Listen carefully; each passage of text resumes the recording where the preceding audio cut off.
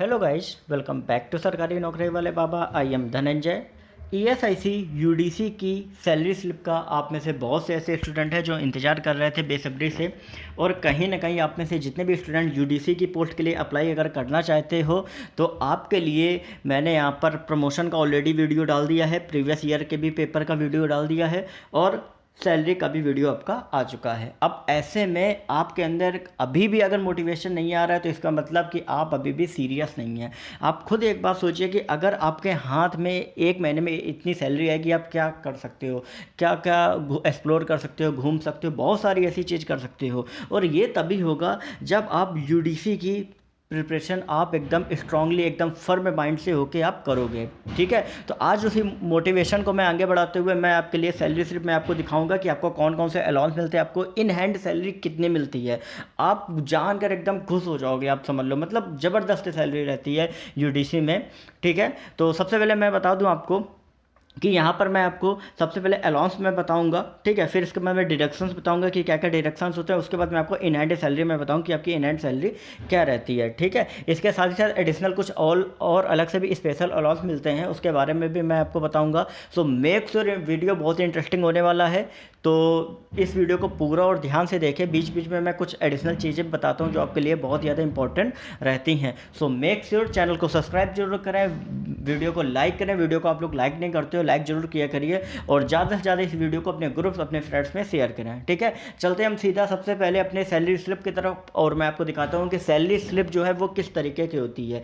ये जो यूडीसी की सैलरी स्लिप है ये दिसंबर 2021 की है। ठीक है, अब आप में से ये सोच रहे हो कि अरे यार, दिसंबर 2021 में कौन नया लड़का ज्वाइन किया होगा। एक्चुअली क्या था कि 2019 का जो वैकेंसी था वो क्लियर हुआ 2021 के स्टार्टिंग में। ठीक है, उसके बाद हुआ क्या कि आपको एक्सटेंशन भी मिलता है। कई ऐसे स्टूडेंट हैं जो प्रिपरेशन करना चाहते हैं, उनका लगभग 6 महीने तक उनको एक्सटेंशन मिलता है, और जब 6 महीने बाद जब आप ज्वाइन करते हैं तो उसके बाद जब तक आपका पहला इंक्रीमेंट नहीं लगता है, ठीक है, तब तक सैलरी आपको उसी अकॉर्डिंगली आपको मिलती रहती है। तो इस तरीके से एक फ्रेंड है मेरा, ठीक है, तो उसने अपनी सैलरी स्लिप शेयर करी है। तो अभी मैं ले चलता हूँ और सारी चीज़ें मैं इंक्रीमेंट बेस पे मैं आपको समझाऊंगा। ठीक है, जैसा कि आप देख रहे हैं ये हमारा रीजनल ऑफिस हैदराबाद की सैलरी स्लिप है। ठीक है, और ये दिसंबर की है। यहाँ पर आपको लिखा हुआ है कंट्रोलर की कहाँ से सैलरी इशू हुई है। यहाँ पे एम्प्लॉय नेम, यहाँ पे आपका पीएफएमएस का लॉगिन आईडी होता है, कई बार पैन से भी लॉगिन होता है, कई बार आपकी इंडिविजुअल आईडी से भी होता है। फिर यहाँ पे आपका नेम आपका लिखा हुआ है जो कि मैंने हाइड कर दिया है फॉर सेफ्टी रीजन्स। ठीक है, इसके बाद आपका डेजिग्नेशन आपका लिखा हुआ है अपर डिविजनल क्लर्क। इसके बाद पेमेंट आपका है दिसंबर का, पे बैंड आपका है लेवल 4 का, इतने से इतना प्रान नंबर है यहाँ पे लिखा हुआ। देखिए प्रान नंबर क्या होता है कि प्रान नंबर में के थ्रू ही आप अपने एनपीएस के अकाउंट में लॉगिन कर सकते हैं।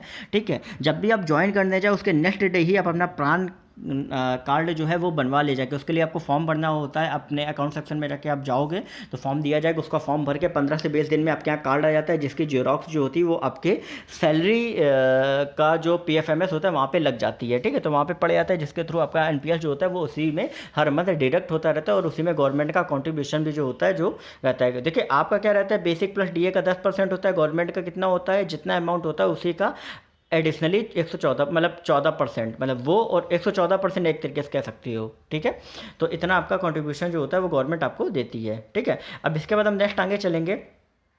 तो यहाँ पे आप देखेंगे कि सबसे पहले मैं आपको बात बता दूं, जो मैंने आपसे अभी कहा था कि इंक्रीमेंट वाली बात, इंक्रीमेंट वाली बात आपको जाननी आपके लिए बहुत ज़्यादा ज़रूरी है। और वो क्यों ज़रूरी है, क्योंकि अभी मैंने आपसे कहा कि उस बंदे का भी इंक्रीमेंट नहीं लगा है। क्यों नहीं लगा है, क्योंकि होता क्या है कि जब भी आप कभी जनवरी से लेके जुलाई तक के बीच में अगर ज्वाइन करते हैं तो आपका इंक्रीमेंट आपका लगेगा 1 जनवरी को।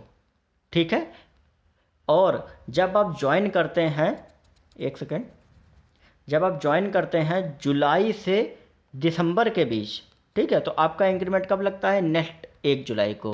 ठीक है, साल में 2 बार आपका इंक्रीमेंट लगता है, एक आपका लगता है 1 जनवरी को, दूसरा लगता है आपका 1 जुलाई को। ठीक है, तो ये आप ध्यान करिए, जब भी आप कभी दिसंबर वगैरह के लास्ट में अगर आप ज्वाइनिंग लेटर आ रहा है तो फटाफट से ज्वाइन कर लेना चाहिए, वरना इंक्रीमेंट में आपका 6 महीने का डिले हो जाता है। ठीक है, तो सेम उसी के साथ केस हुआ, तो जिसके कारण से उसका जो इंक्रीमेंट था वो इस साल 1 जनवरी को लगा जाके। ठीक है, तो यहाँ पे अब उसका बेसिक जो है इंक्रीमेंट लगा नहीं, तो बेसिक उसका सेम वही रहा, 25,500 ही रहा। अब आपको क्लियर बात समझ में आ गई कि नहीं आ गई।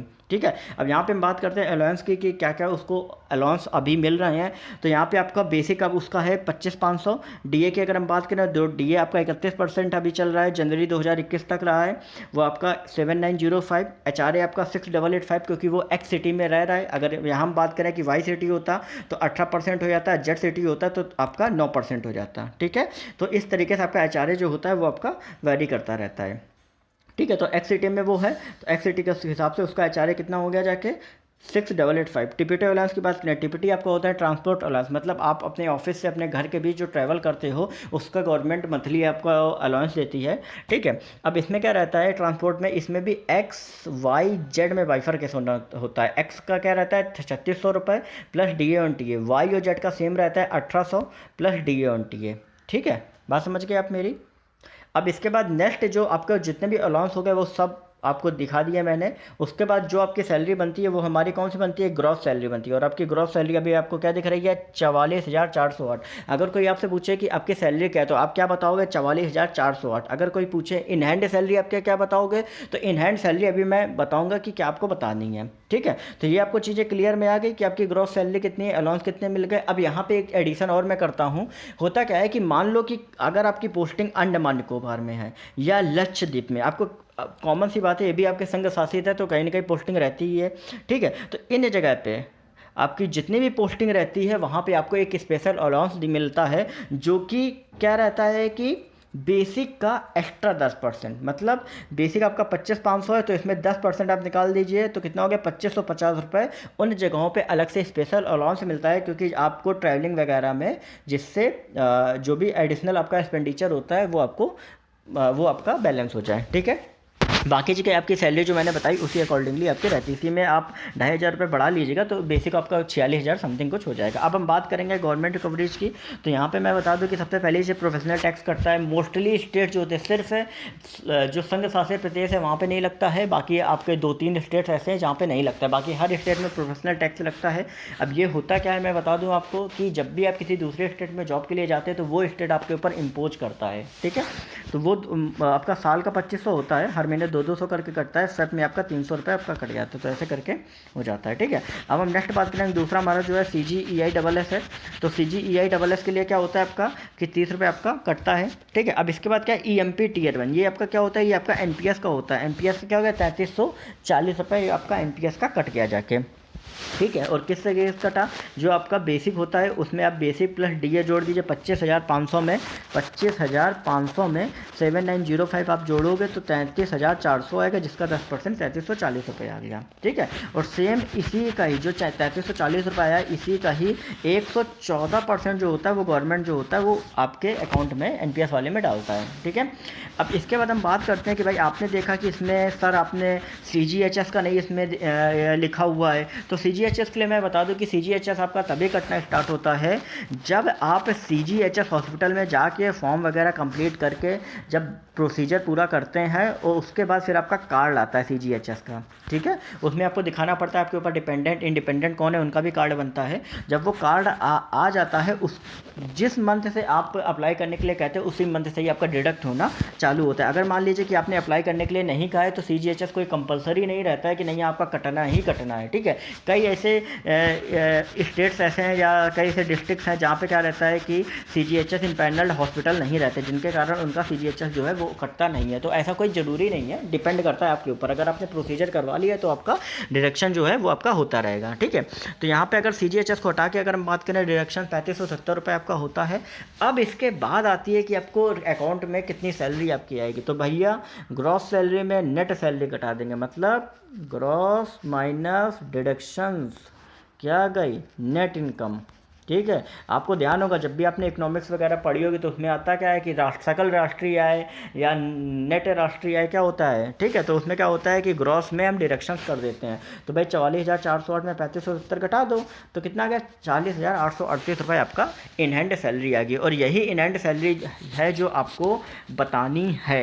ठीक है, जब भी कोई आपसे पूछे ग्रॉस अगर नॉर्मल पूछे तो आपको 44,408 रुपये बतानी है। ठीक है, अब यहाँ पर एक चीज़ मैं और बता दूँ कि अभी हुआ क्या है कि 1 जनवरी से होता क्या है कि डीए जो होता है वो आपका AICPIN नंबर से कैलकुलेट होता है। मैंने ऑलरेडी वीडियो डाला हुआ है कि डीए किस तरीके से कैलकुलेट होता है, आप जाके एक बार देख सकते हो। तो 1 जुलाई 2022 से 30 जून 2022 तक का 3% अभी डिक्लेयर हुआ है। हो सकता है गवर्नमेंट मार्च में कर दे, अगर सब कुछ सिचुएशन सही रही तो 3% के अकॉर्डिंगली आप देख लो।